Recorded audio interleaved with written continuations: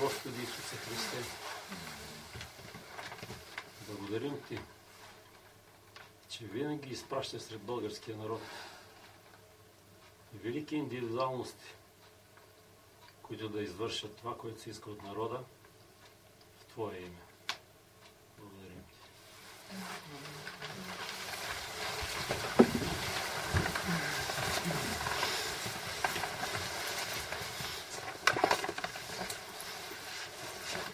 След последната ни среща си задавах въпроса, нали, могат да бъдат следващите ни теми, по които могат да се събираме.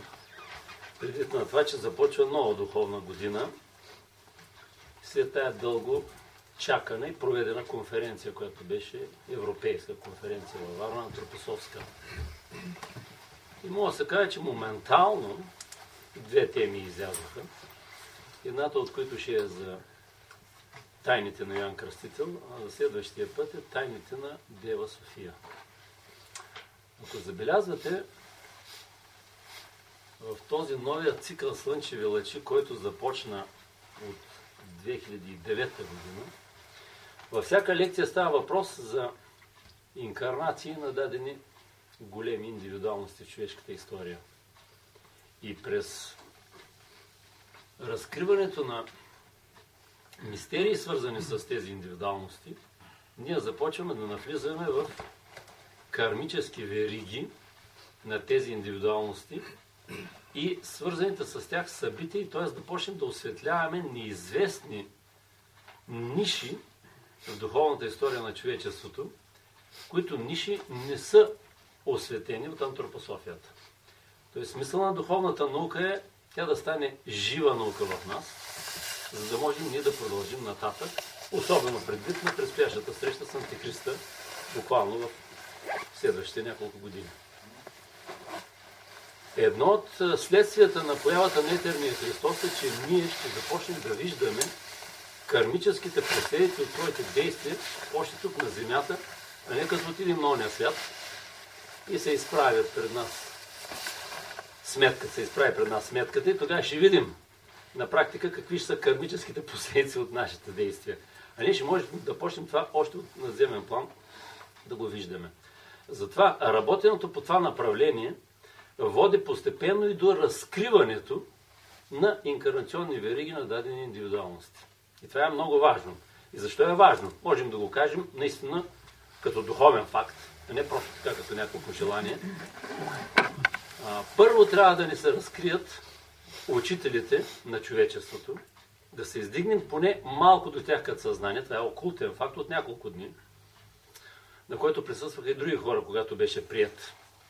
Първо трябва да се свържим с учителите от Бялата ложа, а след това ще почне да ни се разкриват и тези, които са представителите на така наречените злите. Примерно да кажем Клингзор, черния магиосник и тъй нататък, злите представители индивидуалности в човешката история. Защото има индивидуалности, които в човешката история са се свързали с злото и има, които са се свързали с доброто. За една такава индивидуалност днес ще говорим и това е Йоан Кръстител. Най-стария ас на земята. На практика можем да кажем прачовека или в известен смисъл Адам. Защо Рудолф Щайнер определя Йоан Кръстител като нещо като Адам? И защо той наистина е най-стария ас на земята, който беше определен от самия Господ Исус Христос, че Йоан е най-големия роден от жена. Господът за никой не е казал такова нещо. И той е единственият, за който Господа каза, че е природен Илия. За никой друг Господ не е казвал прераждане негово. А самия Йоан не знаеше кой е в преден живот и когато му задават въпроса ти Илия ли си, той казва не съм Илия. И ако се чете с днешното съзнание материалистично Евангелията и се вижда, че Господа казва, че това е Илия, а па самия Йоан казва, че не е Илия, и значи става страшно противоречие. Тоест да може да се вярва на Евангелията. Естествено, че може да се вярва. И има си обяснение защо Йоан не знае, че е природения Илия. Но това е малко по-късно нещо. Нека да започнем от самото начало. Искам да кажа предварително, че темата е гигантска. Наистина е гигантска. И се надявам, Катя тук раздаде за 12-те свети нощи от Штайнер и прочее, като му дойде времето тук зимните месеци, ще се постарая с Божията помощ и с нови откровения, които ми липсват, трябва да се нагласят някои работи, да се появи една, да го кажем, като монография от калибъра на Бодхисаттвите, каквато беше, нали, нея огромната. И там ще се опитам да го хвана цялото нещо, нали, от А до Я, което ще е в този момент достъпно за мен. Наистина мистерията е огромна. Може би ще я вържа и с мистерията на Дева София, но това ще се покаже малко по-късно, дали така ще я напиша тази работа, ако боговете помагат. Надявам се, че помагат, след като така са задвижени нещата. Защо трябва да се занимаваме с Йоан Кръстител? Защото последната му инкарнация беше дядо Влайчо от село Конево, велики ясновидец, България. И то трябва да си има обяснение, осветляването на тая велика личност, която е живяла сред нас до 81 година и умира на 87 години. Абсолютно световно неизвестна. Тя е неизвестна и за българите. Хубаво, че Христо Нанев написа двете книги, излезе и втората. Събирал е сведения и каквото е могъл от своята камбанария е написал там да се освети тази велика личност. Най-стария аз на земята, най-могъщата душа на земята. Винаги, когато разглеждаме нещо, започваме от А и се опитваме да стигнем до днешно време и да хвърлим някакъв поглед към бъдещето. В Лемурия ние сме още горе. Адам е свръхсетивна личност. Ева също е свръхсетивна личност. Това не са конкретни индивидуалности.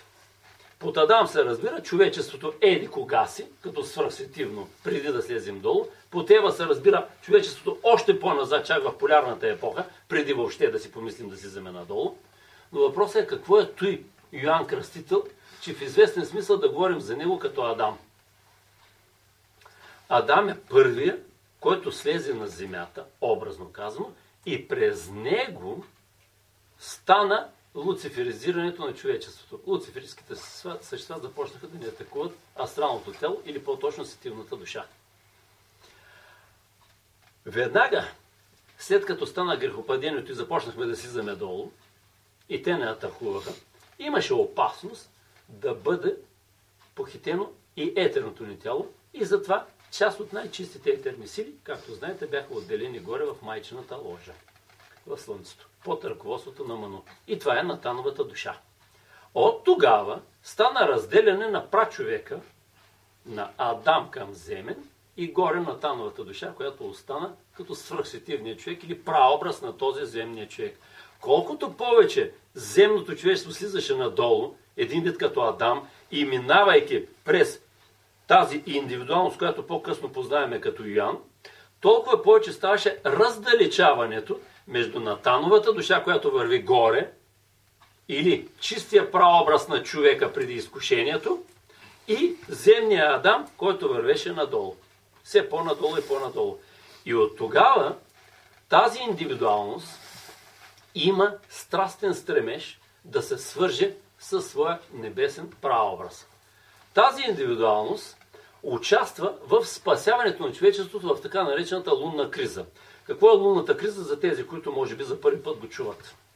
След грехопадението или слизането ни към земята, луната още в Лемурия не беше се отделила от земята.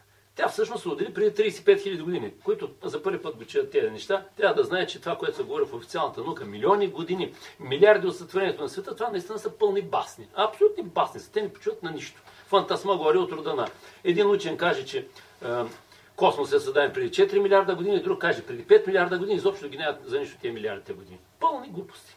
Динозаврите преди 200 милиона, 300 милиона, 100 милиона, каквото си реша. Значи, Луната, каквато я виждаме днеска, се отдели от Земята преди около 35 000 години. Преди да се отдели от Земята, беше лунната криза. Долу на Земята останаха само тези азове, най-здрави души, които трябваше да удържат инкарнационната верига на човечеството, тя да не се прекъсне и въобще да има бъдеще на човечеството, въобще да продължи да се развива. Един от тези азове беше този, който познаваме като Йоан Кръстител в Поврата на времената.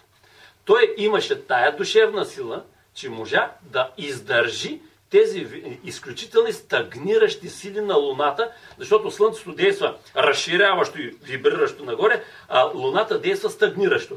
Слънцето се беше отделило през хиперборейската епоха с 6 елохима слънчевите. Луната още не беше се отделила и тогава беше тая лунна криза, в която бодхисаттвите 12-те удържаха. Йоан Кръстител бъдещия удържа и беше долу. Човешките души бяха пръснати по 7-те планети. И затова след това бяха така отцветени всеки различно, меркуриански, венериански и така нататък и в различни оракули в Атлантида. Там вероятно е бил, за първи път това го споменавам тук, нали? Вероятно е бил Искитиан, за да може да бъде такъв носител на това древно познание за същността на физическото тяло и съответно и на фантома. Тоест, покрай бодхисаттвите, покрай Йоан, покрай Скитян и кой още, вероятно тепърва ще ни се разкрива, кои са тия велики индивидуалности на човечеството, които са могли да спасят изобщо да има човечество нататък. След като Луната излезе, Йехова се свърза с нея, 7 Елохим, и на практика той е един вид най-здравия от тези 7 Елохима, които са само 7 в нашата слънчева система. За Йехова нещо много важно ще бъде казано малко по-нататък. И именно от това, че Йоан е свързан с бодхисаттвите изначално, той по-нататък има връзка с тях. Йоан е свързан с Натановата душа и по-нататък я търсеше. Йоан е свързан с Йехова, защото Йехова беше този, който създаде формата на човека. Най-основно той действаше. Йоан е свързан с Михаил, архангел Михаил, защото Михаил също участваше в сътворението на човека и изграждането на неговата форма. Следователно, кармически тази велика индивидуалност на човечеството беше свързана с най-важни индивидуалности, духовни същества и индивидуалности в човешката история, в които по-нататък той щеше да се сблъсква и да има връзка с тях при осъществяването на твоята задача. Основна връзка има и с майчината ложа, която е в Слънцето, която движи целият духовен живот на човечеството, майчината ложа, която съхранява етерните сили, под ръководството на Ману или бъдещия Ной. И именно поради тази връзка той намери по-нататък кармическа предопределеност да отиде в еврейския народ. Други същества, с които имаше връзка, това са така наречените лунни учители, които бяха по времето на Лемурия долу. И тези лунни учители постепенно след това се отделиха на Луната и изградиха там тая колония и живеят по австралиен начин там. Тези лунни учители на практика бяха свалили долу на земята сред човечеството висшата мъдрост, космична мъдрост, наистина духовна мъдрост, която в Ведите и Веданта има най-последен отглас. Те след това се отделиха на Луната и вече там водят астрално съществуване, а преди това, когато бяха ръководители на човечеството долу, на тези човешки маси, които бяхме още маси, разбира се, без азова индивидуализация, те се инкарнираха само етерно. Следователно, тези учители, като се отделиха горе на Луната, а ние знаем, че като умре всяка душа, първо минава през лунната сфера и след това се издуга в следващите сфери нагоре, че 1/3 от живота земния, докато стигне до слънчевата сфера, че се подготвя за следващ живот. Първите същества, които среща всяка душа, това са лунните учители, които се грижат за кармата на човечеството. Следователно, за да може тая велика индивидуалност, праобраза на човечеството, праазът, да слезе сред еврейския народ, той трябваше да бъде кармически предопределен за тази работа от лунните учители и свързан с тази сфера, която е майчината ложа на Слънцето. Тази майчина ложа на Слънцето на практика е един вид като представителството на съществото Небесна София на Слънцето и оттам се ръководи този духовен живот долу.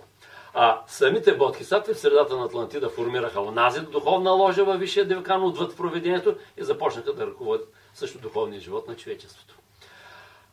Този слънчев оракул в Атлантида беше като представител на земята на майчината ложа и Йоан пак и бил там. Щайнер, когато започва за първи път да разкрива тези инкарнации на тази индивидуалност и казва, че това е бил Илия и след това е Йоан, след това е Рафаело художника, и след това е Новалис, големия романтик немски.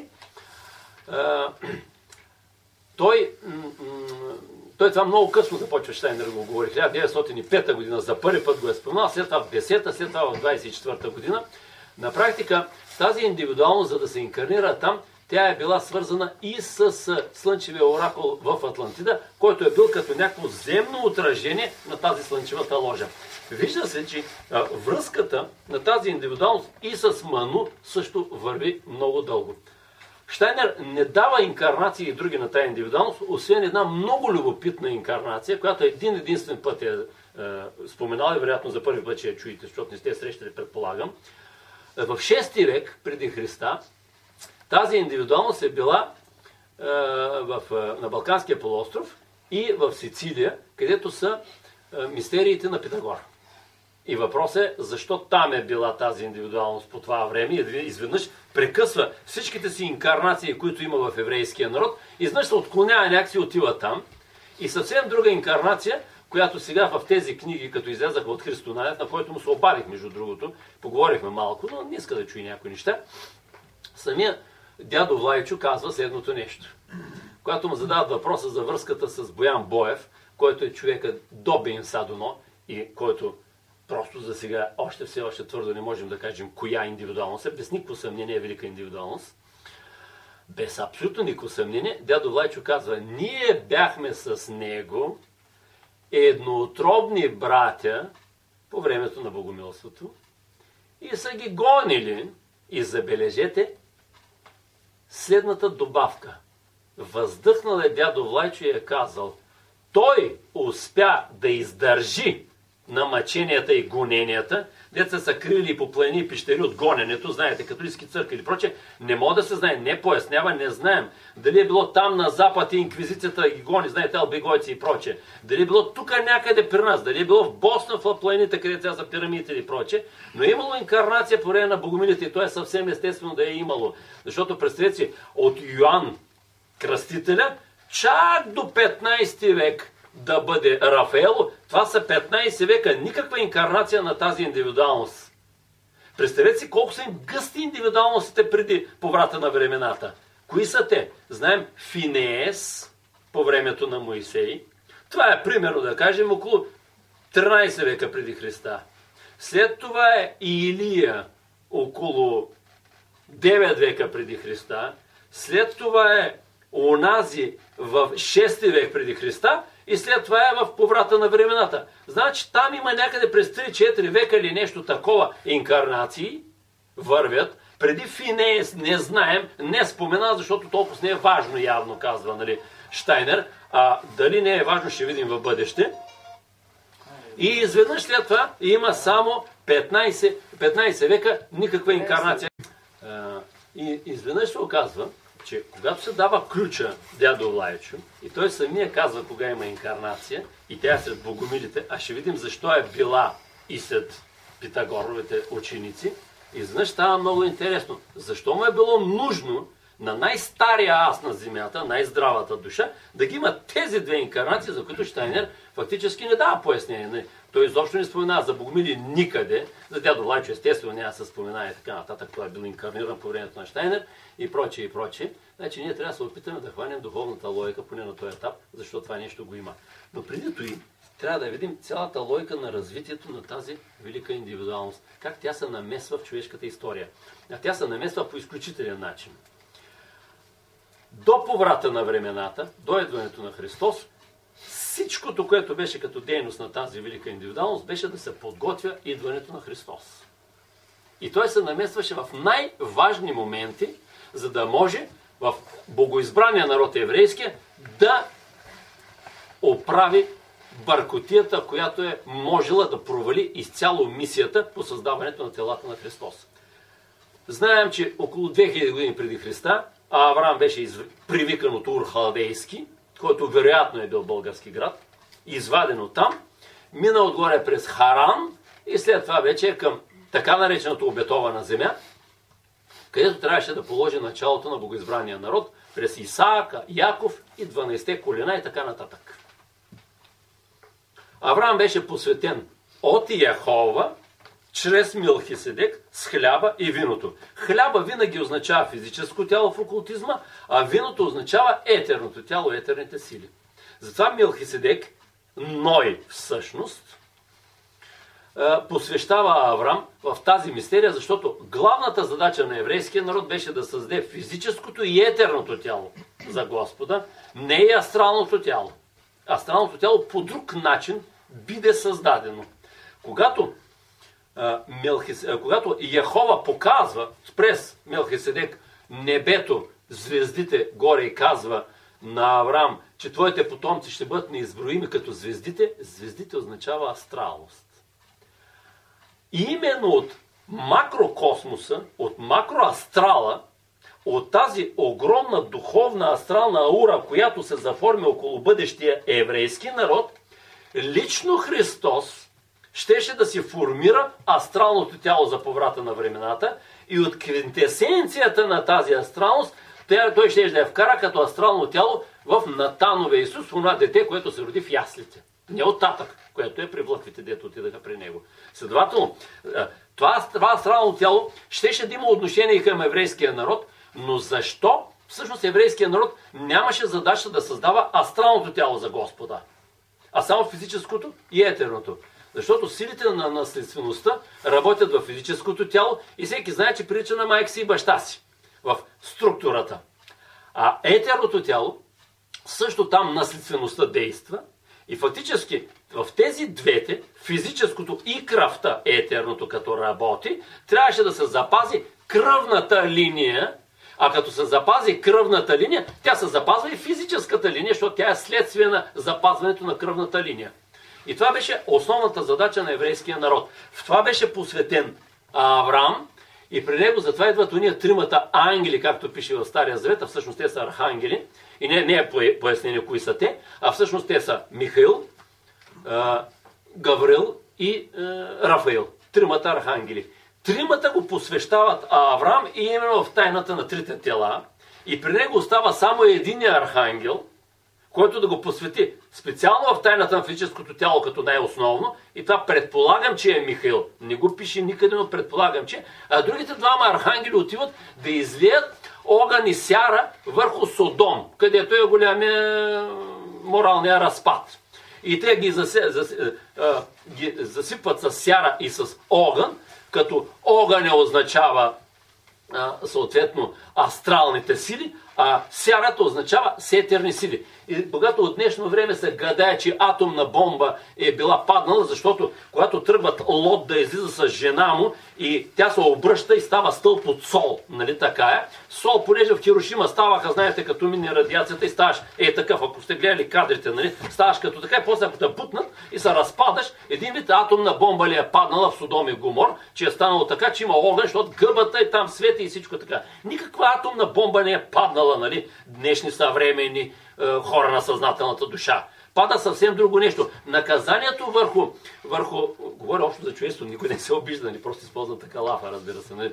Значи, просто пада наказанието на тези градове по свръхсетивен начин, като се изливат върху тях етерни, свръхсетивни и астрални свръхсетивни сили. И понеже жената на Лот не е посветена в тайната на физическото тяло, затова тя става стълб от сол, защото не може да издържи това нещо, което се стоварва там върху тези двата града. Така че тези тримата архангели, тяхното отношение към миналите епохи, какво представляват те към трите жертви на Христос през Натановата душа за спасяване на физическото ни тяло, етерното и астралното. Знаем, тези работи сме ги говорили, че те са представители на тези три жертви. Нещата са наистина грандиозни като промисъл. И тези архангели са именно представители и на това нещо. Но както и да е, Авраам е посветен и от Авраам става Авраам, а Сара, неговата жена, става Сара. Това е смисъл на посвещението. Вече те получават един вид като друго име. Ние знаем далечния отглас днеска как е. Всеки, който иска да се замонаши, от Иван Петров вече става монаха Игнатий Инокентий и приключва въпроса. Той все едно е скъсал с светското, той става друг. Така че и тогава е така. Минаваш през посвещение и ставаш друго име. Един вид. Значи, Авраам тръгва и започва изпълнението на неговата задача. перипетиите, който е чел Стария Завет, знае за какво става въпрос и изведнъж стигаме до Моисей, в който за първи път има такова грандиозно първото откровение на Господа, всъщност на Яхова, или на Христос през Яхова към човечеството, което е към Моисей. Моисей, когато му се явява Яхова, той не може да види Господа лице в лице, защото ще изгори, няма да издържи. И затова Яхова с ръка му закрива лицето си. Не може. Той не може да излезе и от физическото си тяло напълно, като при посвещение, както е било на времето, знаем, за да може да се срещне лице с лице в Господа. И затова в Стария Завет го има в пукнатината на скалата, се казва. Скалата, това е физическото тяло. Всъщност той не може да излезе от физическото тяло, ами само се напуква един вид физическото му тяло и той не може да срещне Господа един вид астрално. Господ му се явява в гръм и мълниите над Синай, знаем, които от небето падат.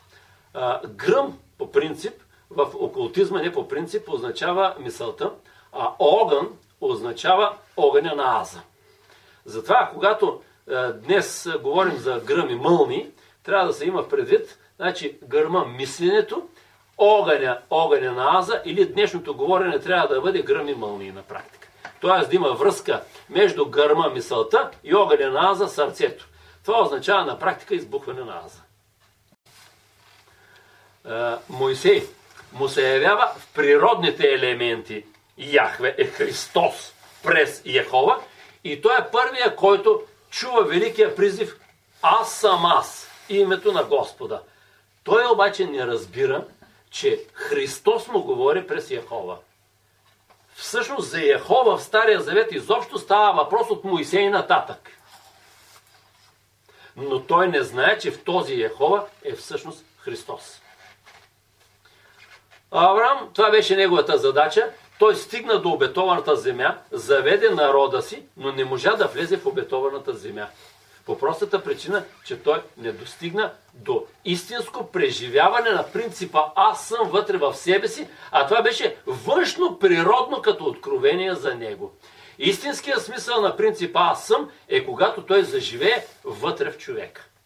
И започнеш да го преживяваш така и Христос да го преживяваш отвътре. Смисъла на цялата ни еволюция беше да дойде Христос, постепенно се потопи Аза вътре в нашия аз и да почнем да го преживяваме отвътре Христос. И не случайно Бенеса казва за етерния Христос: Христос, вика, няма да дойде втори път на физически план, той ще дойде през сърцата и душите на хората. Тоест трябва да го преживяваш отвътре. И по този начин да го намериш. И какво означава това? Малко по-късно, нали? Ще говорим, нека да проследим по-накратко нишката по-нататък. Точно по времето на Моисей обаче беше голямото първо предизвикателство пред еврейския народ. Точно тогава много от евреите започнаха да отидат към култа на Ваал, които са били чисто сексуални култове, т.е. свързани с наследствеността, секса е свързан с наследствеността, и на практика имаше огромната опасност те да замърсят кръвта. Като замърсят кръвта, Яхова се ядосва и ще унищожи физически целия еврейски народ и тогава нямаше да има формиране на физическото, съответно не етерото. И в какво ще влезе астралното тяло тогава? Той се проваля цялата мисия. Цялата мисия за идването на Господа и спасението на човечеството. И именно тогава се намесва този Финеес, който на практика е внук на Аарон. Аарон е брат на Моисей и Моисей, понеже е заеквал, той казва, когато Яхова му казва: "Ти ще си водача, ти ще ги изведеш от Египет" и прочее, той казва: "Пелтече, нали, Господи, аз не мога да говоря така, как ще им говоря? Един пелте, как ще говоря, ще води хората." Той казва: "Няма страшно, копел е, нали, малко така майтап да си направим. Имаш си брат Аарон", малко майтап е Уили. Един вид, така. Всъщност, хубав майтап е, вероятно. Да го приземим малко. Така, значи, има кой, нали, ти ще приемаш, а той ще говори, нали, така и става. И всъщност внука на Аарон е този Финеес и Моисей е бил още жив.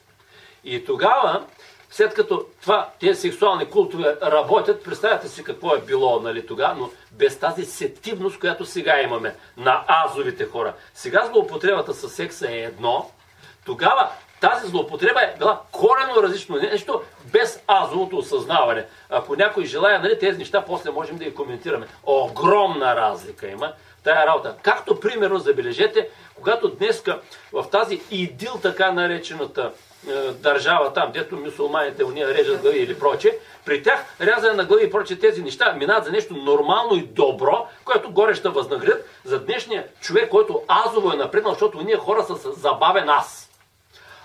Това е ужасно, нали, за всеки християнин. А там публични екзекуции правят и прочее, това не им прави никакво впечатление. Все едно се вършиш, пропадаш 3000 години назад.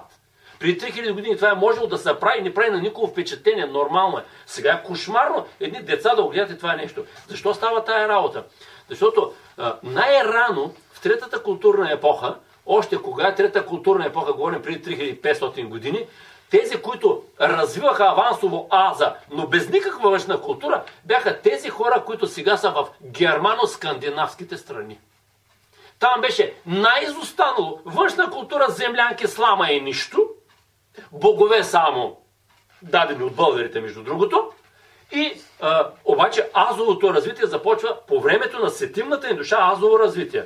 В гръко-римската епоха латинските народи развиха азовото и външна култура, а онези народи, където се развива това, египетско, халдейско, прочее, Месопотамия, Ирак и прочее, където е сега, където са арабите, тези народи в третата културна епоха, преди 3500 години, издигнаха гигантски култури. Знаем Египет, Халдея, там, зикуратите, Вавилон, всичко каквото е било. Това е било културите на света. Азово развитие е нулево. Само външна култура. И те изостанаха с развитието на азовия импулс. И тези хора чак в пета културна епоха, сега, от вчера, деца вика, започнаха да развият азовия импулс. И изведнъж този закъснял азов импулс пета културна епоха на практика води до тези резултати, примесено с исляма, който пък за тези 1500 години се разви по едикъв си начин, заради еди какво си, за което можем да обсъждаме после. Защото това е огромно предизвикателство там. Огромно предизвикателство е, защото там са и светите зими наблизо. А там е етерният център на Земята, както нашия етерен център е тук, там е етерният център на върха Голгота. И там е кошмара, който започва на практика. Все едно Армагедон, въпреки Армагедон друго означава. Така че този въпрос там трябва окултно много добре да бъде познат. Много добре какво става там. И защо тези хора са такива? Ние трябва да вникнем в тях да ги разберем. Що те правят така? Финеес тогава се намесва, като светкавица наистина, и там пред всичките отива и пробожда евреина и мидианката, тази от другите, което е, защото се смесва кръвта. Финеес е от левитите. Значи 12-те колена на Яков са 12 сина, от които едни са на Леви. Леви са свещениците. Значи това е коляното, родовото само от свещеници, само духовните. Другите са еди кое си.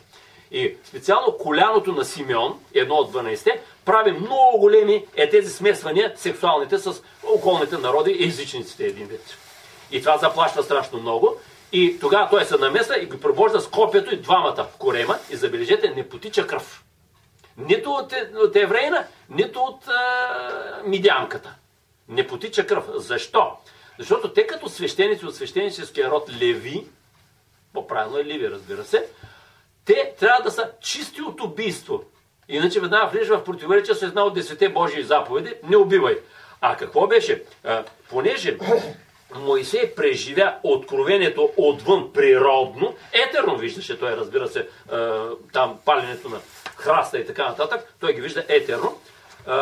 Той всичкото това като откровение на Христос през Яхве, като аз съм аз, се изяви след това като 10 Божии заповеди, отвънка чрез заповеди да се командва живота на евреите. И убиването и потичането на кръвта води автоматично на член от племето Леви да стане мръсен и той вече не е свещеник. Край. Поразено е самото племе на практика. Самото коляно. И Йехова му спестява, няма проблем, той е Елохим, той не е правил, му спестява да изтече кръвта и той остава чист. И забележете, не само това, ами Йехова е абсолютно доволен и сключва с него завет за вечно свещенство. Тоест, той може в следващите си инкарнации, той наистина е така като Илия, като Йоан, да не е от свещеническото съсловие, нито Илия от тях, нито Йоан. Обаче той е вечен свещеник и нещо повече. Той става най-големия свещеник на този народ в тази си инкарнация. И като Илия, и като Йоан. Най-капиталните личности. Защото Илия е най-великият пророк на практика в еврейския народ. И може да се каже и на човечеството. Най-великият пророк. И така той им го спестя. И 24 000 евреи, мъже, са избити. Това са, всъщност, са умъртвени. Физическото тяло, фактически, сега забележете как върви ритъма, Финея спасява физически еврейския народ, физическото тяло, което те трябваше да изградят за Господа. И са убити 24 000, това е 2 по 12. И всъщност тук едни закономерности има, че на практика може, нали, физическото тяло да попадне под ударите на луцифрически и ареманически сили. И понеже е свързано с смъртта, затова физическото тяло е свързано с смъртта, а етерното тяло е свързано на практика с раждането, тук говорим за убити 24 000. Тук говорим за връзка между числото 12 и физическото тяло, защото ние знаем, че физическото ни тяло е извлечено от зодиакалния кръг и на практика е егинат от риби до овен, как сме. Затова, когато говорим за смърт, физическо тяло и 12-ца, именно те са свързани. Затова тези 24 000 са, има много дълбока, само го маркирам. 24 000 са избити там. Финея се справя с задачата си и продължаваме напред, докато идва Илия. Тогава и нов култ има. Те, само една скоба, тези, които са убити, евреина и онази мидиямката, след това най-вероятно се прераждат, като новите врагове на тази индивидуалност, и това са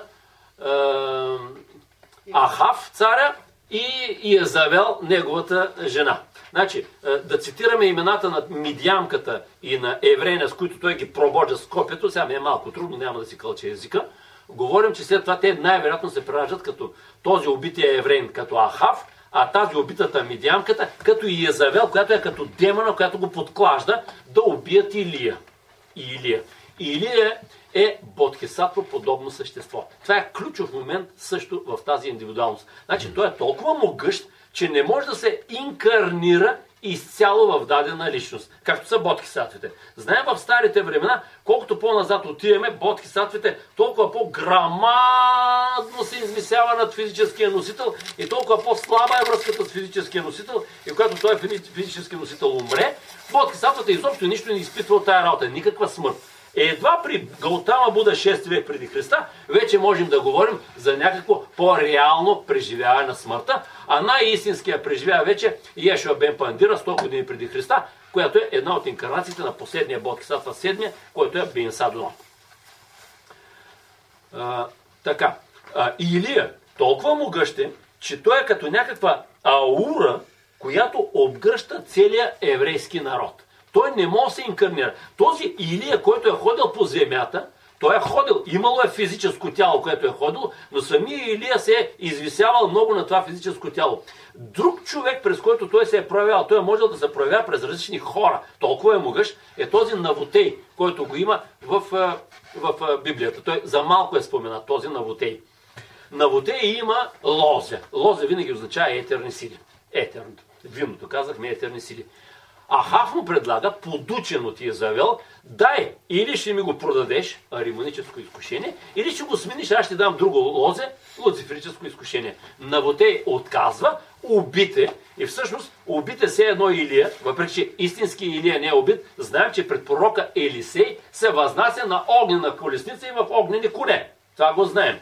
Това означава, че той с огънена аза се извисява и това е смисъла на огненото му възнесение. С огънена аза. Защо? Защото това откровение аз съм, което Мойсей външкашно го е преживял, а не е негова вътрешна способност, до известна степен става вътрешно преживяване на Илия като аз съм, на принципа аз съм. И тук започва пробуждането на съвестта. Главен инструмент в човешката история за преживяването на Бога. Или съвестта е Бога в нас. Вчера удивително го казах, гледах някакво предаване, този на Радина Кържилова, нейния, дето артиста, как беше? Донков, така. Донков го каза, не? Съвестта е Бога в нас. Донков ли беше го каза? Викам, гаси ревиш. Той човек изобщо знае ли какво каза в този момент? Това е удивително. Много удивително е, че Христо Нанев, като пише за дядо Влайчо, почва книгата, нали, с съвестта беше главното му отличително качество. Без изобщо да разбира, нали, за какво става въпрос. Първото проявление на съвестта е когато принципа аз съм започне да се проявява в човека някак си. И това започна като кълн при Илия. И именно това овътрешняване на Христос е едно вътре в себе си, още който не е дошъл. На принципа аз доведе до изгряване на такива сили от подосновите на душата на Илия, които той можа да направи тия велики чудеса, които никой тогава не ги е правил. Възкресява там, знаете, сина на вдовицата ли беше, умножава хлябовете, какви ли не чудеси и прави, нали, пророк Илия. Грамадни. Що? Защото принципа на аза, преживян вътрешно, може да доведе до безгранични възможности. Затова самия Господ, казва Христос, вие след време може да правите по-големи чудеса от мене. Нали така го казва той в Новия Завет? Що? Защо? Защото колкото повече човек преживява този принцип и става не аз, а Христос в мен, толкова повече му се дават сили да работи с външните природни сили, с човешки сили, с всичко практически. Почваш да ставаш богоподобен. Това обаче трябва да бъде съчетано с гигантска моралност. И забележете, самия дядо Влайчо казва, аз тогава не можах да се справя при богомилите като бях, а другия Боян Боев, дето беше едноотробният ми брат, се справи. Кой ли е той? Дали това е Йоан, който беше под кръста? Така.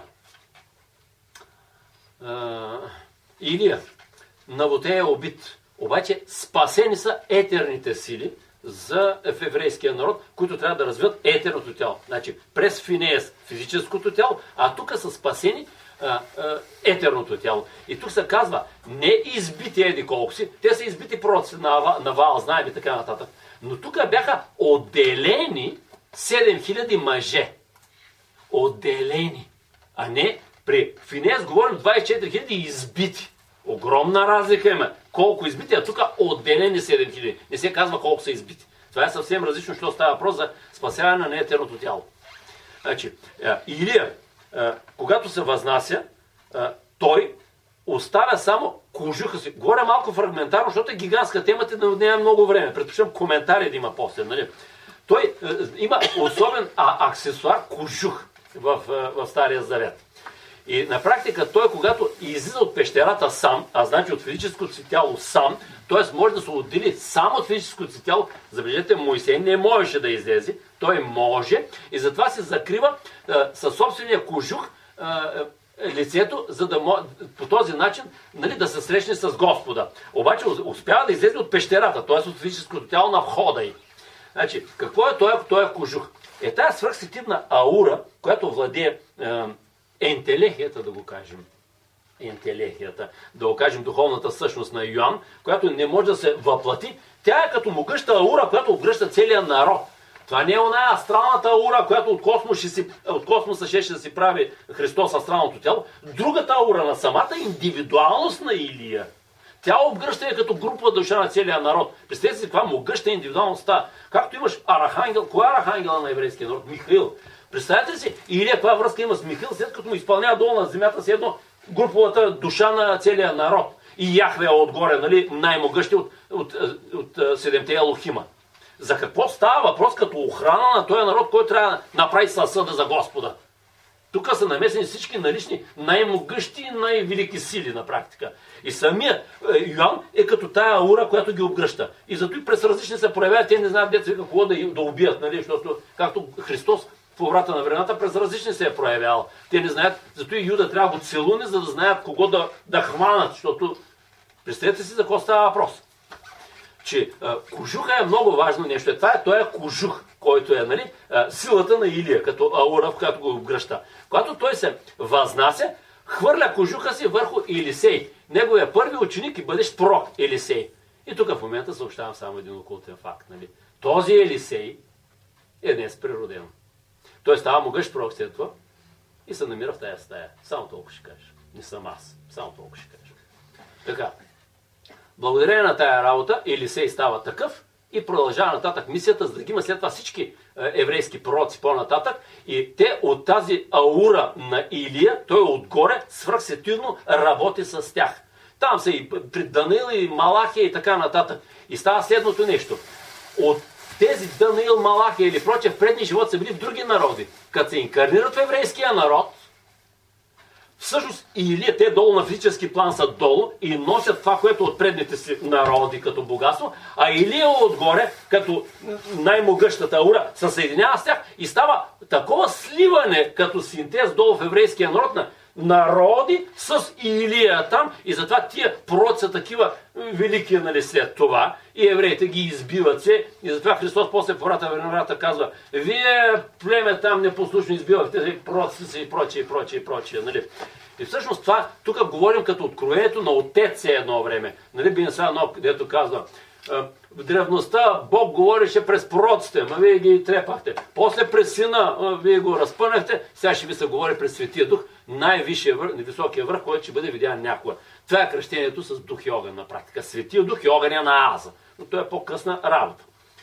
Така че върви така Илия и охранява и отгоре всичкото това. И в един момент, в 6 век преди Христа, той нерде се инкарнира на Балканския полуостров и после към Сицилия, защото там, къде беше школата на Питагор, как се казваше? Забравиха. Той отива там да е ученик. Не, Сиракуза, други ми имаше. Как и да е, няма значение. Така. И сега, защо това се случва? Защото при Йоан Кръстител в поврата на времето трябваше да стане някакъв авансов синтез на двете велики течения. Това е много важно. Винаги това остане някакси малко, нали, по-така цялата работа. И Йоан Кръстител не може изведнъж да се появи, въпреки че е най-великия аз, и да може да направи между течението на Заратустра и течението на Буда, защото през Йоан Кръстител, нали, това беше обновяване на импулса на Буда и следно проповедта в Бенарес на Гаутама Буда беше там при проповедта на Йоан Кръстител. И с Заратустра има пряка връзка, защото той беше пряк продължител на делото на Моисей, а в Моисей беше етерното тяло на Заратустра, следователно той е свързан с този поток. Или в Йоан Кръстител трябваше пророчески да се срещнат двете велики мистерии, северния и южния път, които като пастири и мъдреци се срещнаха в Христос. Той направи единствен можа да направи това обединение, защото друг не можеше да го направи. Трябваше да дойде същество от друга посока, което да го направи. Йоан трябваше да отиде при Питагор оттатък. И защо отиде при Питагор? Питагор най-вероятно е българин. Почти е сигурно, защото майка му поне от раките, нали? Баща му нещо такова е също. Както и да е, но това сега го оставим малко, го замитаме с цялата работа. Питагор знаем от Штайнер, че първо е един от влъхвите в поврата на времената, той е един от влъхвите. И второ, той в 6 век преди Христа е в Персия, при къде? При Зорастър, при родения Заратустра. В една от инкарнациите на Заратустра. Заратустра е северния път.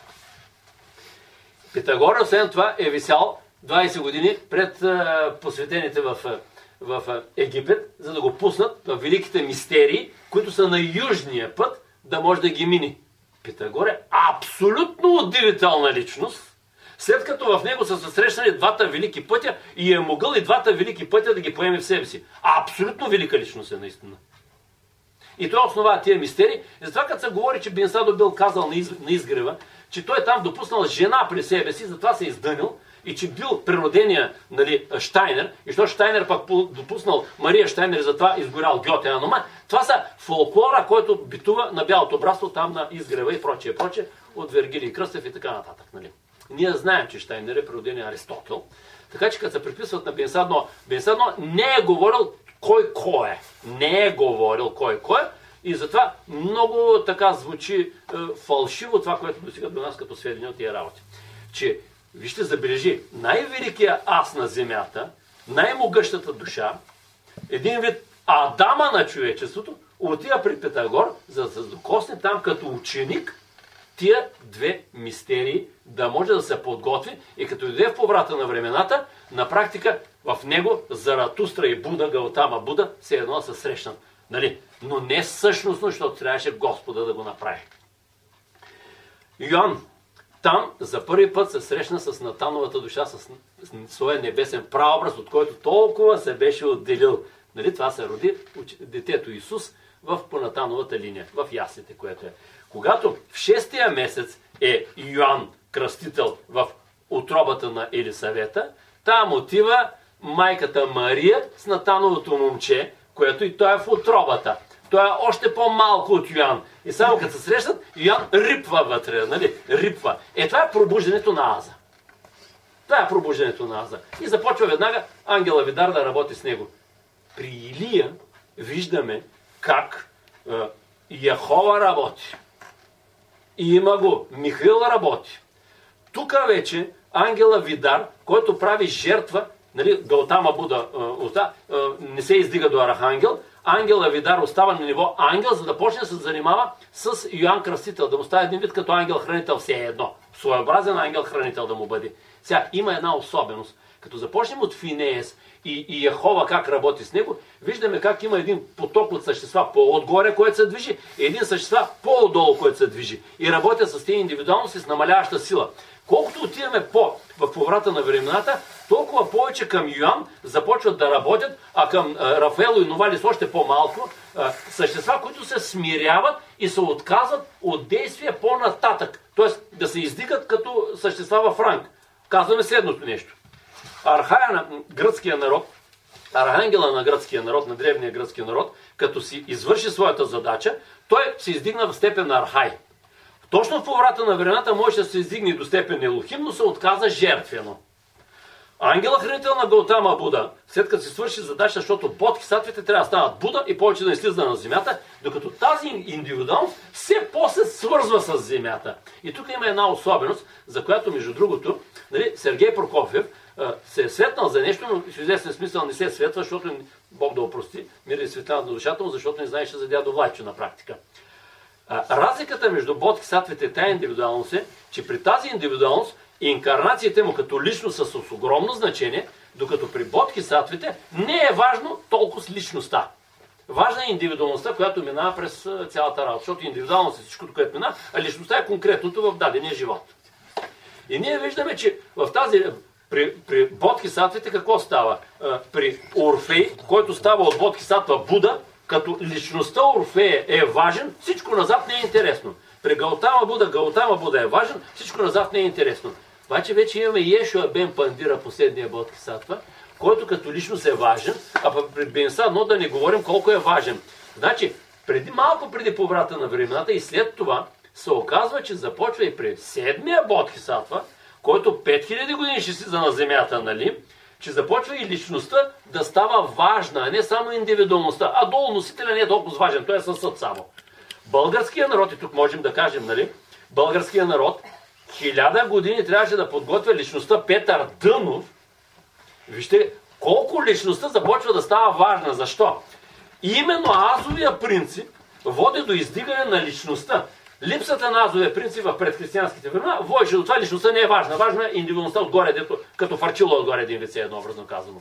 Да, ама с това бодхисаттва, особено приел импулса на Аза като дъщерята на Яир, вече има огромна важност и намесвайки се оттатък фазовото развитие след поврата на времената, личността става огромно значение да има. И затова Бенсадно е като сам света, личност непоклатим на практика.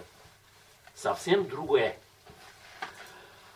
Така, трепва Йоан и започва на практика Видар да работи с него. И казахме, че тук има все повече снижаване на духовете по принципа на Христос, който щеше да се смали и да измие нозете защото по-големия е благодарение на по-малкия расте.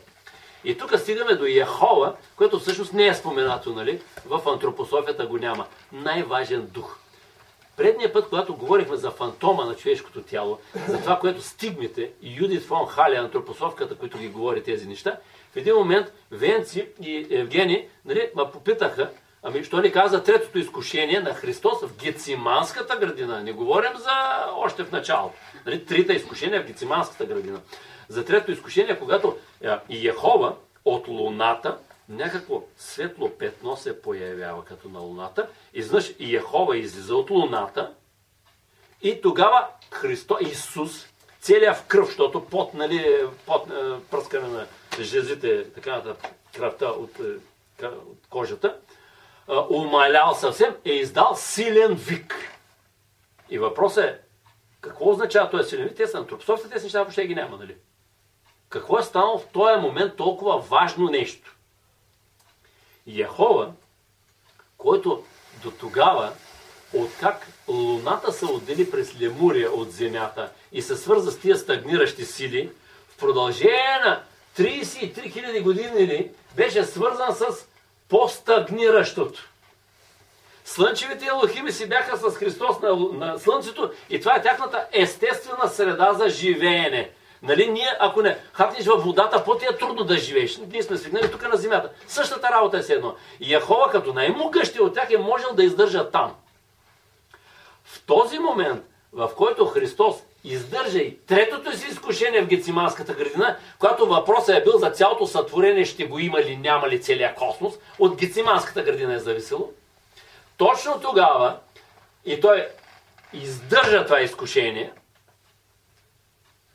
тогава Яхова бива освободен в този миг от задачата си като жертва да бъде там.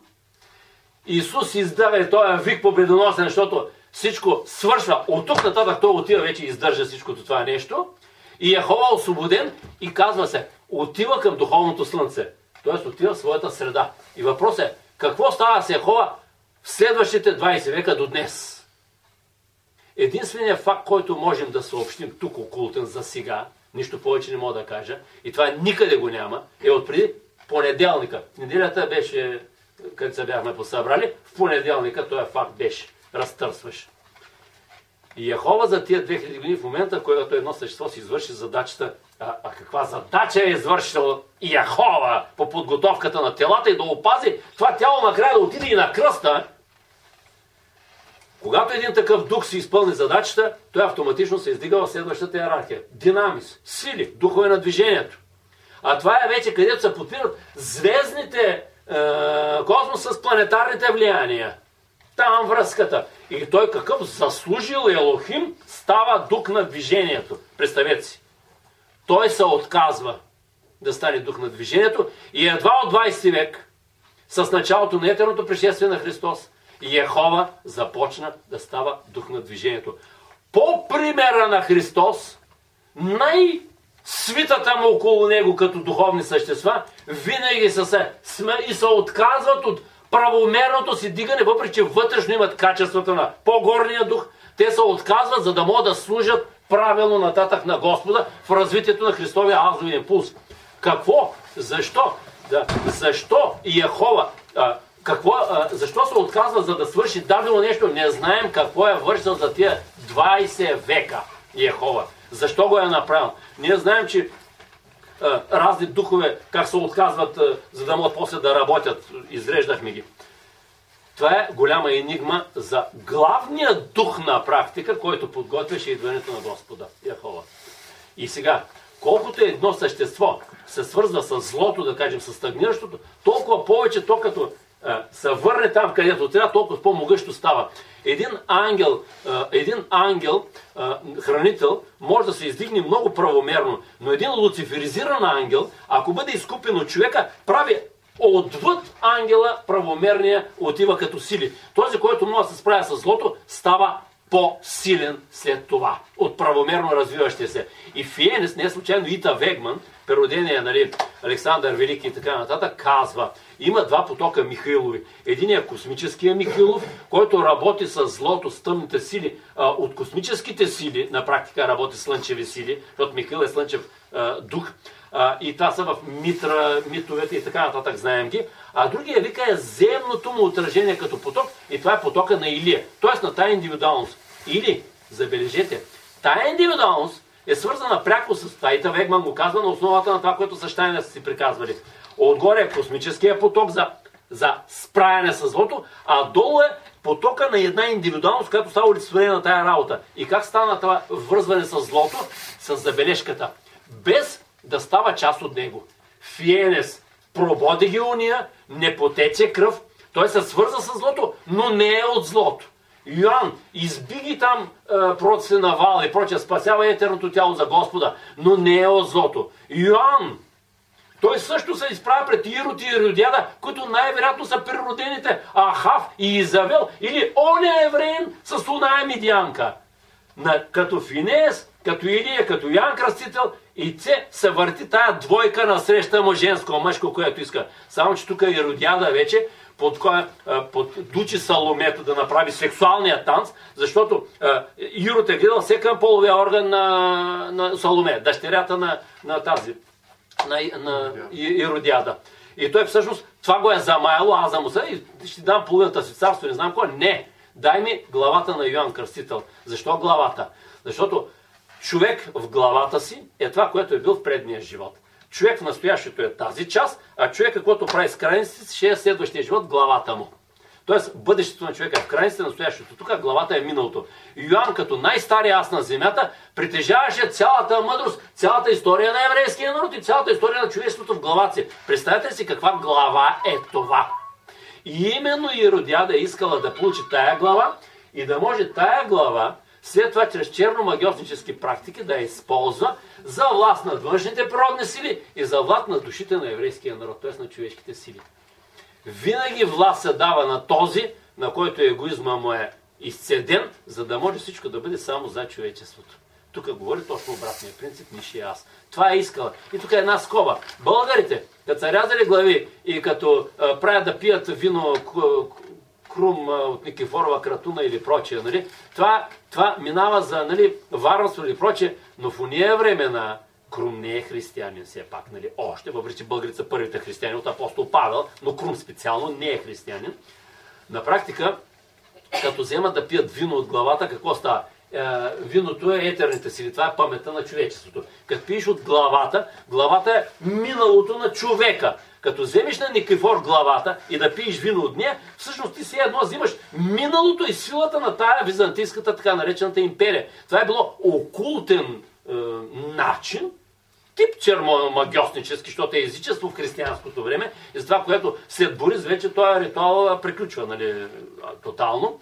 На практика той е бил като правомерен, за да обесилиш духа си. А не е просто да се фукаш, пиш от главата. Не? Това никой не мога да го разбира от съвременните тия, дето се занимават с история или прочие. Не? Тия работи. Нашите научните работници. Така. Че Иродиада е искала това. Главната задача на Йоан Кръстител беше да възвести и да познае, да възвести идването на Христос. Как стана тая работа? Когато се пробуди аза му, ритна вътре в корема на майка му Елизавета, на практика започна ангела да работи с него и да се пробужда съвестта. Откъде дойде тая съвест? При Йоан, така, той си го имаше бекграунда, деца вика от Илия, но го имал още по-отзад. И където и по-отзад. Когато ние бяхме изгонени от рая, грехопадението, пред рая, пред портите застана Херовима с огнения меч, а той е двоостър и е огнен, аза и двоостър, един вид за его или за висшето. И Херовима каза, всъщност това е имагинативни думи, които в подосновите на душата на тая индивидуалност винаги са живеели, а всички останали индивидуалности чак след смъртта си го виждаха това и го чуваха. След като Йоан, най-старата индивидуалност, стана повода за тая работа, за Херовима да застане пред портите на рая, защото през него един вид стана като портата за преминаването на луцифрическите изкушения, всъщност в неговата душа е кантяло винаги този, долу на земята като е. Кой беше той вик на тези думи на Херовима? Промени се вашето душевно устройство, вие се отдалечихте от небесното царство. Т.е. те останаха горе, вие тръгвате надолу. При Йоан какво казва той? Променете вашето светоусещане, защото духовният строеж на царствата небесни се приближава. Т.е. аза идва, мировия аз идва. Йоан, ако е сега, при дядо Влайчо, както беше, какво би казал? Нали? Променете се отношението към духовния свят, тръгвайте към духовния свят, защото вече нови духовни способности в човека, Михиловата епоха, се раждат. Ще говорим за тия работи след малко. Главната задача на Йоан беше да познае и възвести Господа. И това се породи именно от съвестта. Тези думи на Херовима, живеейки вътре, всъщност пораждат отговорност, съвестта пред Господа, че ние се отдалечихме от Господа, защото паднахме на земята.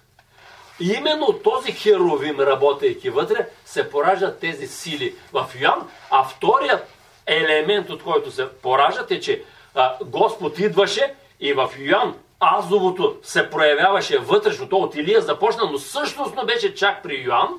И всъщност аза и съвестта, азовото съзнание и съвестта вървят двете заедно.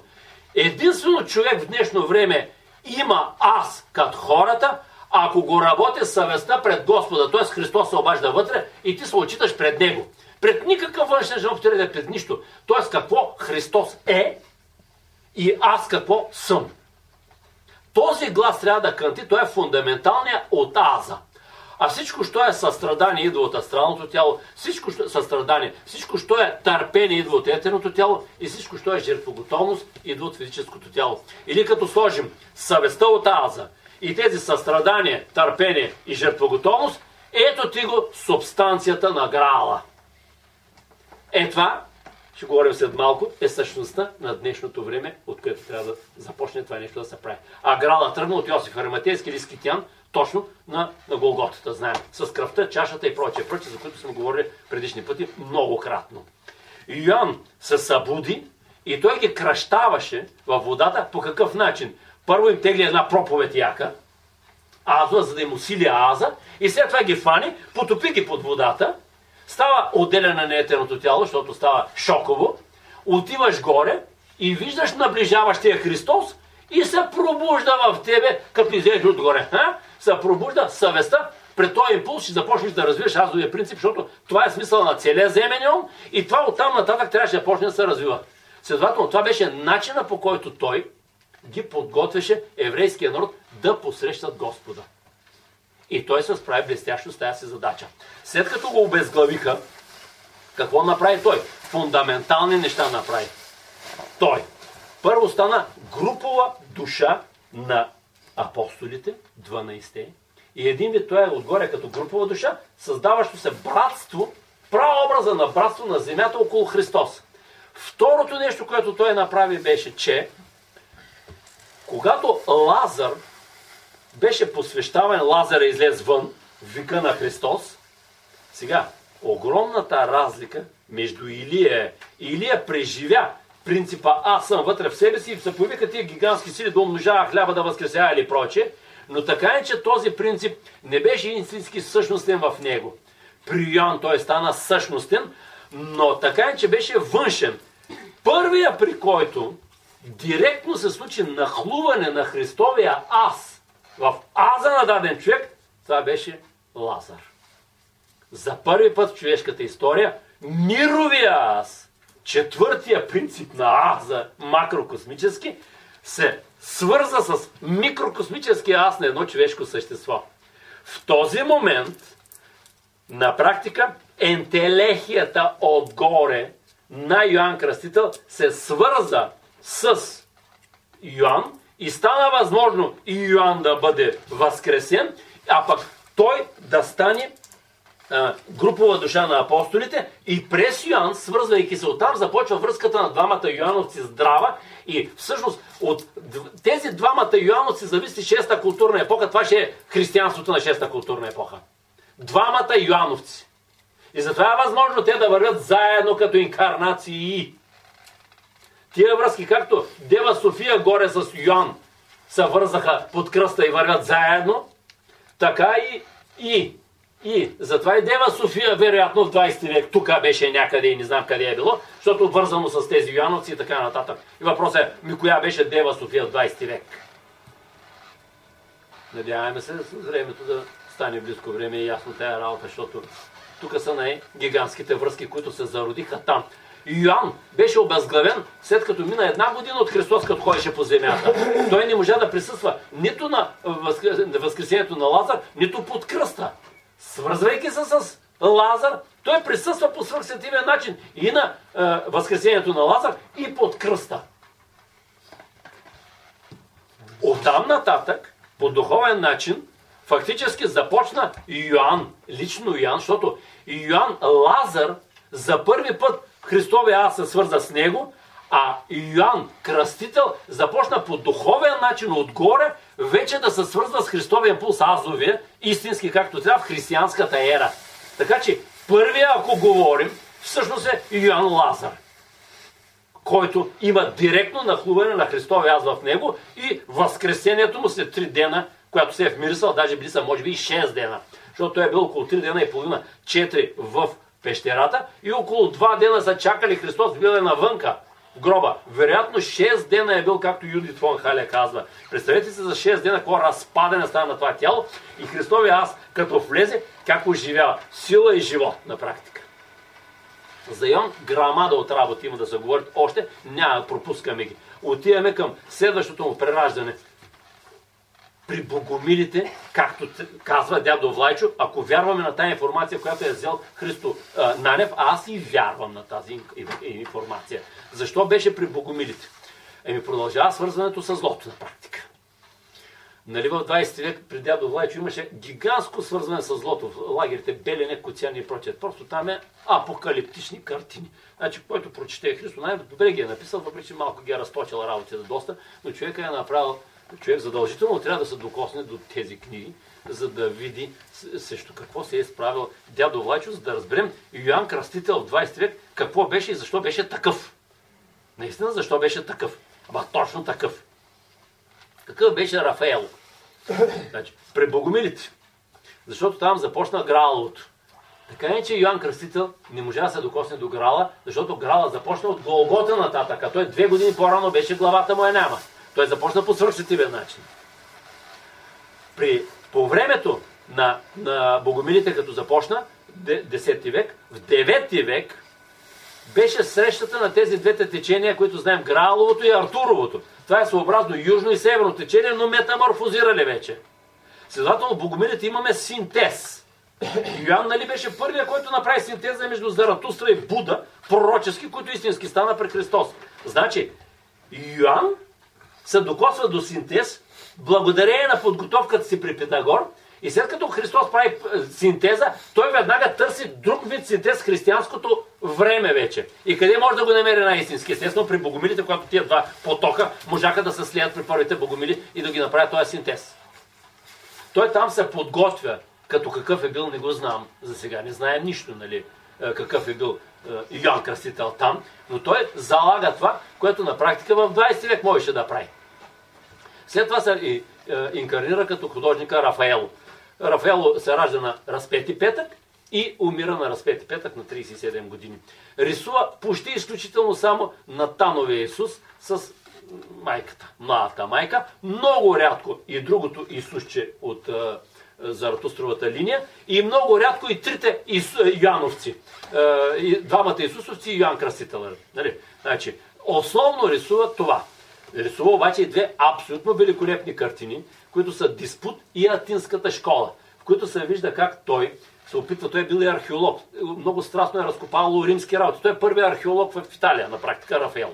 Бил е много деликатен, много нежен, абсолютно любящ. Главната характеристика, ако, сега забележете, на Йоан Кръстител е пробуждането на съвестта, за да може да провъзгласи ето го Господа, главната характеристика на Рафаело е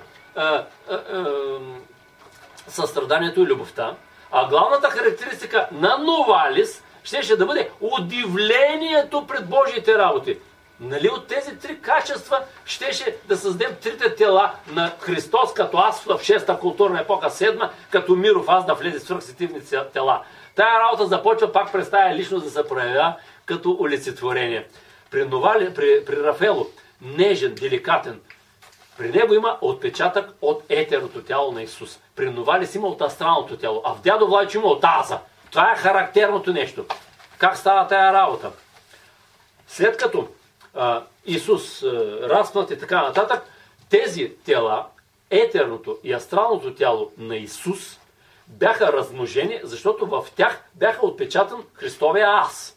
Те бяха размножени като копия горе, по принципа на спиритуалната икономия, и в отделни личности на човечеството, като се започна 4 век след Христа, започнаха да бъдат вграждани етерното тяло до около 11 век, а астралното тяло като отпечатък в астралното тяло на съответната личност някъде до 15 век. Такъв беше принципа. Как става това нещо? Още преди да се родиш, по свръхсетивен начин, такова копие от етерното тяло на Исус, обработвано 3 години от Христос, бива отпечатано в тебе, в етерното ти тяло, което свръхсетивно съществува преди ти да се родиш. Вече го има. Когато се родиш, някъде около 7, 8, 9 година нататък, когато ти започваш да имаш собствено етерно тяло, нали, говорим, тогава се развива, тогава стават някакво драматично събитие в твоя живот, което да предизвика това залагане от преди раждането да се активира и да почне да се проявява след това като продуктивно за Христос и да си върши своята задача в дадения живот. Какво се случва с Рафаело? На 8 годишна възраст умира любимата му баба, майка му и така нататък. До 11 годишна възраст, той всъщност на 9 и 11 година, умират всичките му. Сестра, братя, майка, там всичко, що остава, абсолютен сирак. И след като това се активира шок, абсолютен за това дете, той започва рисуването, това велико гигантско рисуване, което неговите картини не случайно имат лечителско действие и биват поставени в болници, репродукции и прочее, защото лекуват болните на практика. Майка му имала пророчески сън преди да се роди, че ще да бъде кръстен на Рафаел, на архангел Рафаел. А той е на лечителското изкуство и прочее. Особени сили, там може да се говори доста по въпроса, не? Той е архангел на българския народ, между другото, от известни векове. И пък разпетия петък, събитията около Паската са винаги свързани с архангел Рафаел, който отговаря за този празник.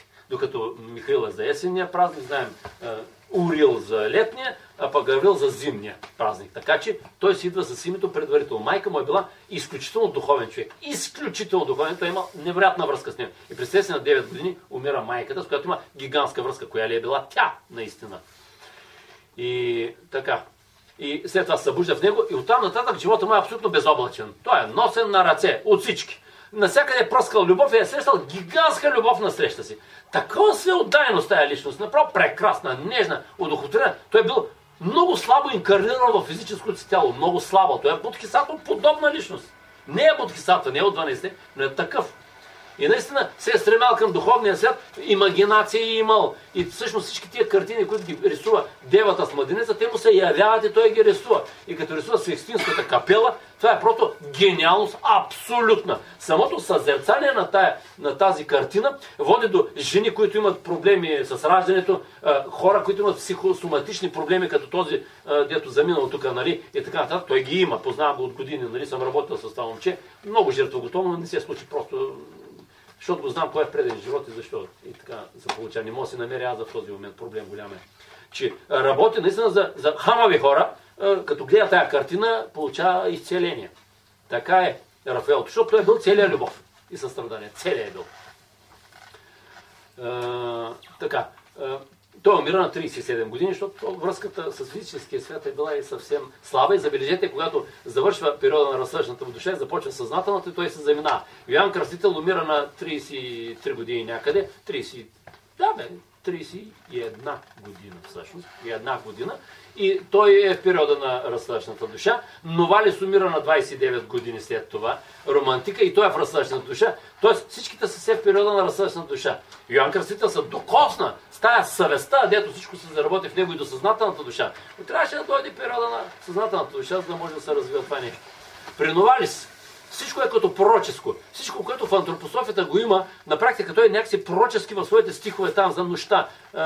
Стихове на нощта. Този романа, който е Хайнрих фон Офдинген там, така, както беше.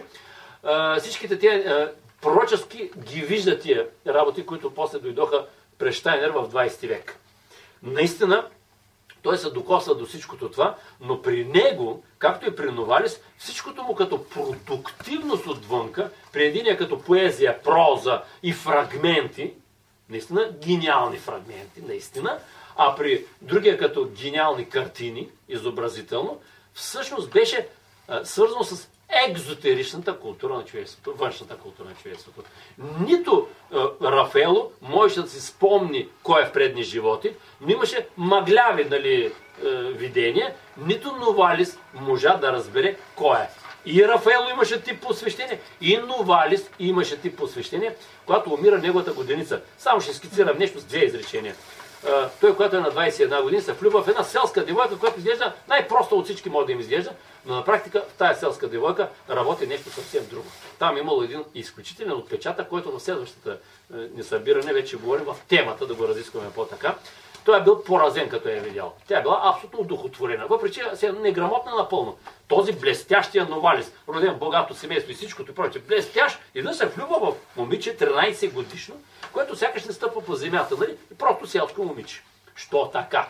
Защото той е като поразен е бил. И тя умира много рано, защото толкова се била слабо свързана с физическия свят, поради какви си причини, които ще говорим следващия път, че умира много рано. Той на нейния гроб е поразен и тогава преживява се едно отлучване горе и задействане на астралното му тяло, този отпечатък, който преди раждането си има, и започва да пише всичките тия работи, които ги дава като творчество, а пък малко по-късно има преживяването това на апостол Павел пред Дамаск.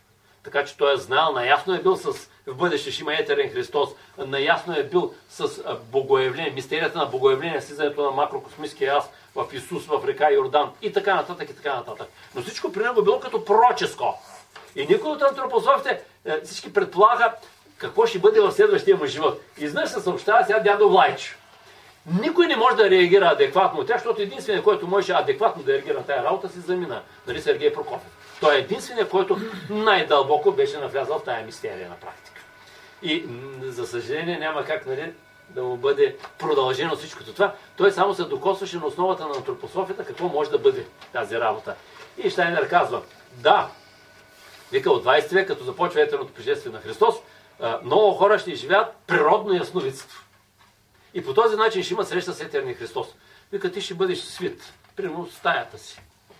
Ще си нещастен, много отчаян. Изведнъж вика, вратата ще се отвори, ще влезе Христос и ще даде такива думи, ще изговори на утешение, ще ти се възлюбиш, все едно живота ще влезе в тебе. Той се явява навсякъде. Естествено, етерно трябва да бъде видян. И на такъв човек нещастната ще бъде етерно видяна, не физически. Христос няма. И дядо Влайчо си го има това природно ясновидство, което го е развил през цялото време.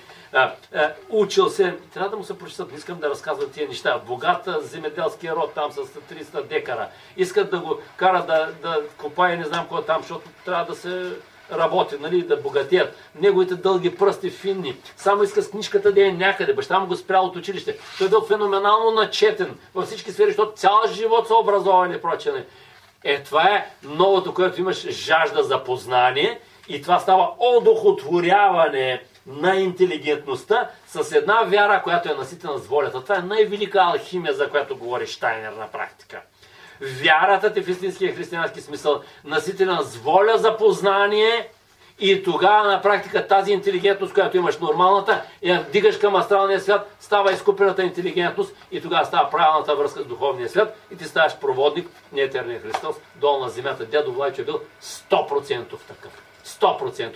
И тук започва от 20 век на практика, то от 15 век започва в отделни личности тая работа, нали? Но по-смътно или къде по-несмътно, отпечатването на Христовия аз на тановата душа. На практика християнството азово става от 20 век нататък истински, когато и Кали Юга свърши. По метода на отраженията можем да кажем следното нещо. Средата на Лемурия беше грехопадението и то се отрази след това като контрата му с Голгота. Голгота беше грехопадението елиминирано на практика. Същата работа е третата културна, значи това е четвъртата културна епоха, да го кажем на Лемурия. Третата културна епоха, на Лемурия ние бяхме в рая още. Всъщност, грехопадението и всичкото е до 1899 година свършва Кали Юга и на практика ние тогава бяхме все едно в рая, трета културна епоха в Лемурия. Падението ни е всъщност от 1899 година, може в новата светла епоха да се върнем в духовния свят, т.е. да се върнем в рая, какви сме били в трета културна епоха в Лемурия. Или времето, което е сега, започваме нашето време от 20 век нататък, съответства все едно на трета културна епоха на Лемурия, когато ние сме били още в рая. И сега можем да влезем пак в рая, ама ако осъществим правилна връзка с духовния свят, за което говорим по всичко, как става тая работа и през личностите великите на човечеството, пък и през нас как се случва днеска това нещо. Че дядо Влайчо на практика започна в него отпечатъка на Христовия аз. Това е истински азовото християнство, което води до там, че ти можеш да станеш съзнателен посланник, отражение долу на етерния Христос на земята. И забележете в дядо Влайчо какво има като продукт в 20 век. Съвестта идва от Йоан Кръстител. Любовта и състраданието идва от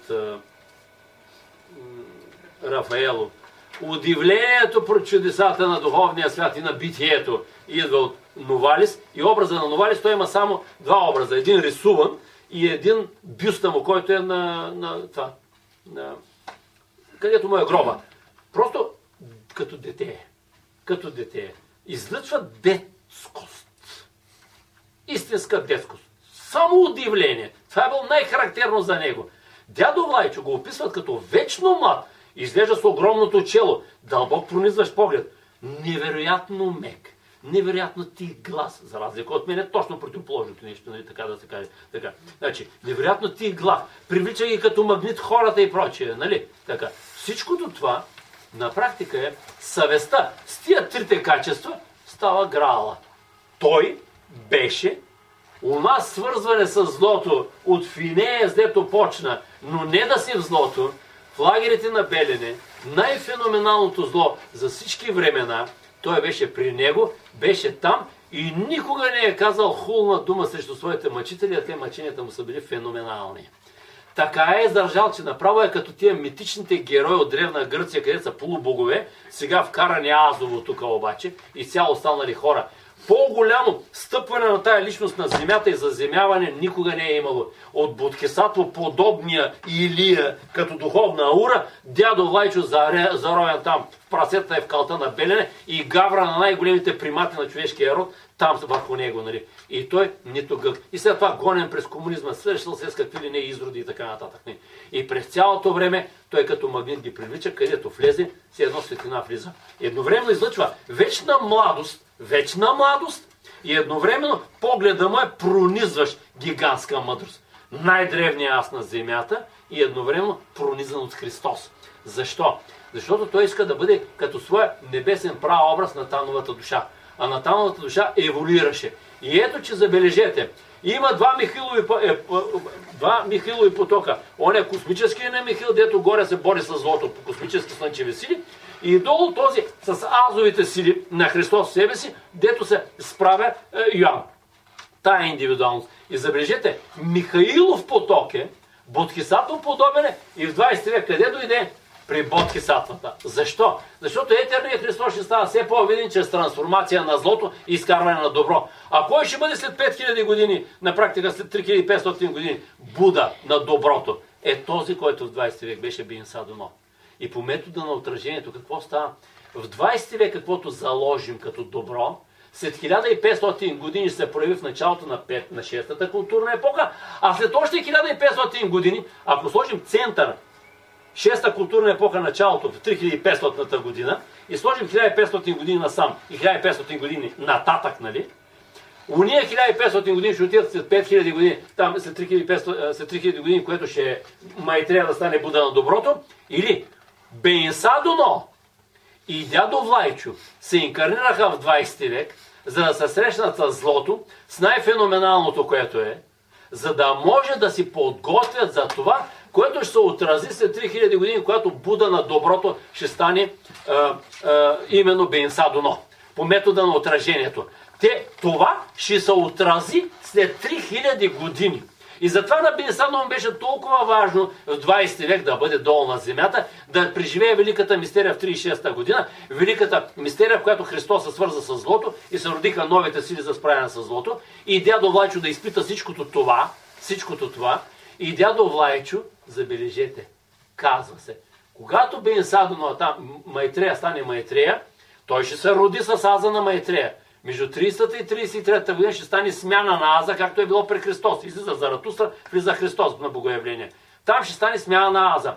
И кой ще влезе в този аз и ще бъде заместващ на Майтрея аз до края на живота му, докато свърши негова Буда и повече не слиза, казва Авраам, Мойсей или пророците някои. Кой е най-великият пророк? Илия. Дядо Влайчо в 20 век, преживяйки злото, и тая най-пряка връзка до Бин Садно, те са били толкова съобщували двамата. И преживяйки всичко това, той се готви да бъде оня заместващ аз след 3000 години. За сега не знаем. Но връзката, която е между тях, тя в бъдеще ще се проявява непрекъснато. Тя ще се реанимира на все по-високо ниво на спиралата, както от Фиенес се дигна към Илия, към Йоан и след това вече в християнското развитие върви нататък и така нататък. През тази лична индивидуалност на човечеството на практика минава цялата човешка история и в нея се оглежда развитието на цялата човешка история като подготовка за идването на Христос и за проявление след това за идването на самия Христос и за проявление на Христос нататък в човечеството като азов импулс. И по удивителен начин се съчетава това в дядо Влайчо, защото той като обединител на тези трите тела за Христос вътре в себе си, които ги проявяваше, той тия три неща ги проявяваше. Съвестта я проявяваше абсолютно. Състраданието навсякъде го проявяваше. И любовта. Удивлението пред всичко, той е съзерцавал и какво ли е виждал, какво ли не се е проявявало при него напълно. И съвестта абсолютно. Тоест, всичкото го имаше граловото, което е. И той се готвише именно за това. Значи, макрокосмически да създадем онези тела за Христос. Това е голямата му задача, по която тръгна да работи, която при Новалис беше като предчувствие и виждане, а при дядо Влайчо започна като самата реалност да се проявява.